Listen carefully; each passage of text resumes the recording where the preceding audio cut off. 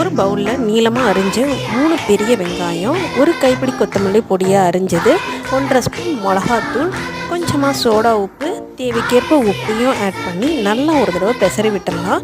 இப்போ வெங்காயத்தில் இருக்க தண்ணி எல்லாம் வெளில வந்ததுக்கப்புறமா இதில் 1 கப்பு கடலை மாவு, அதோடவே ஒரு 2 ஸ்பூன் அரிசி மாவையும் ஆட் பண்ணிவிட்டு நம்ம இதை எகைன் நல்லா பெசரிட்டு அந்த ஈரத்தன்மை பத்தலைங்கும் போது கொஞ்சம் கொஞ்சமாக தண்ணி விட்டு நல்லா இந்த பதத்துக்கு நம்ம பிசைஞ்சு எடுத்ததுக்கு அப்புறமா நம்ம அடுப்பில் காய வச்சுருக்கிற எண்ணெயிலேருந்து 1 கரண்டி எண்ணெய் வெதுவெதுப்பான சூடில் இதில் ஆட் பண்ணி 1 ஸ்பூன் போட்டு நல்லா கலந்து விட்டுடலாம்.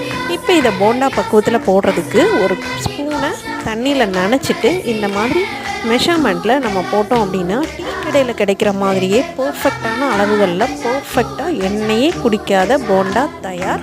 அவ்வளோதாங்க. வீடியோ பிடிச்சிருந்தால் like, share and subscribe. Thanks for வாட்சிங்.